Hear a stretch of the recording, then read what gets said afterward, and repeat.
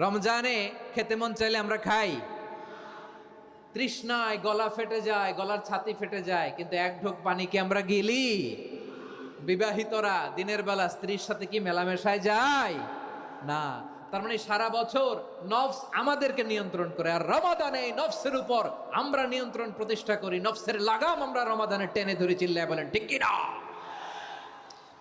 এজন্য আমার প্রিয় ভাইয়েরা, নফসের উপর নিয়ন্ত্রণ নিতে চাইলে রমাদানের রোজার কোনো বিকল্প নাই। এটা এমন মাস যে এই মাসের ফজিলতেরও কোনো শেষ নাই। এই মাসকে বলা হয় দ্য মান্থ অফ হোপ। এটা আশা জাগানিয়া মাস। রমজানের কথা শুনলে আশা জাগে না হৃদয়ে? হ্যাঁ, ইদা জাআ রমাদান ফুতিহাত আবওয়াবুস সামা ওয়া গুল্লিকাত আবওয়াবু জাহান্নাম ওয়া সুফিদাতিশ শায়াতিন। রমাদান আসলে আকাশের দরজাগুলো খুলে দেয়া হয়, মানে জান্নাতের। জাহান্নামের দরজাগুলোকে লক করে দেয়া হয়, শয়তানকে চেইন আপ করা হয়। ইবাদত করলে শুধু করতেই মনে চায়, চিল্লায় বলেন না সুবহানাল্লাহ। রমজানে ইবাদতে যেই মজা পাওয়া যায়, সারা বছর অন্য কোনো মাসে এই মজা আপনি পান? আমার চাঁপাইনবাবগঞ্জের ভাইরা আওয়াজ করে বলেন না, রমজানে ইবাদতে যেই মজা অন্য মাসে এটা পান? কারণ রমজানে ইবাদত করলে সওয়াবও বেশি, ইবাদতের একটা পরিবেশ থাকে, ঠিক কিনা বলেন? অন্য মাসে ইবাদত করলে এর সওয়াব পাওয়া যায় গাণিতিক হারে, রমজানে ইবাদত করলে সওয়াব বাড়তে থাকে জ্যামিতিক হারে। সুবহানাল্লাহ কইবেন না? অন্য মাসে সওয়াব বাড়ে গাণিতিক হারে, রমাদানে ইবাদত করলে সওয়াব বাড়ে কিভাবে জ্যামিতিক হারে বাড়ে দেখেন। রমাদানে একটা নফল করলে ফরজের সমান সওয়াব, একটা ফরজ করলে 70 থেকে 700 গুণ সওয়াব। রমজানে উমরা করলে হজের সমান সওয়াব। সুবহানাল্লাহ নাই? দ্য মান্থ অফ হোপ, আশা জাগানিয়া মাস।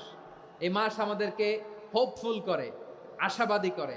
রমাদান যেমনি দ্য মান্থ অফ হোপ, আশা জাগানিয়া মাস, এট দ্য সেম টাইম এই রমাদান হচ্ছে মান্থ অফ ওয়ার্নিং, একটা ওয়ার্নিং এর মাস। নবী যেমনি আশা জাগাইছে, আবার ওয়ার্নিং দিয়েও গেছে, খবরদার। ওয়ার্নিংটা কেমন? আল্লাহর হাবিব সাল্লাল্লাহু আলাইহি ওয়াসাল্লাম মসজিদে নববীর ভেতরে, হঠাৎ তিনি মসজিদে নববীর মিম্বারে পা রেখে বললেন আমিন। দ্বিতীয় ধাপে পা রেখে বললেন আমিন, তৃতীয় ধাপে পা রেখে বললেন আমিন। সাহাবারা অবাক হয়ে বললেন, ইয়া রাসূলুল্লাহ, ইয়া হাবিবাল্লাহ, 3 বার শুধু আমিন আমিন পড়লেন, কেন পড়লেন আমরা কিছু জানি না, আমাদেরকে জানিয়ে দেন কেন আপনি 3 বার আমিন বললেন। রাহমাতাল লিল আলামিন আল্লাহর হাবিব বললেন, ও আমার প্রাণের সাহাবীরা, আমি যখন মসজিদে নববীর মিম্বারের প্রথম ধাপে পা রেখেছি, সাইয়েদনা জিবরিল এসে আমাকে বলেছে, ও নবী, আপনার নাম শুনে যে ব্যক্তি আপনার উপর দুরূদ পড়ে না তার ধ্বংস। আপনি বলেন আমিন। আমি বলেছি আমিন। দ্বিতীয় ধাপে পা রাখার পর সাইয়েদনা জিবরিল বললেন, ইয়া রাসূলুল্লাহ, মাতা পিতাকে বার্ধক্য অবস্থায় পেয়ে তাদের সেবা করে, তাদের সাথে সদাচরণ করে যে সন্তান জান্নাত কামাতে পারলো না, তার জন্য ধ্বংস। আপনি বলেন আমিন। আমি বলেছি আমিন।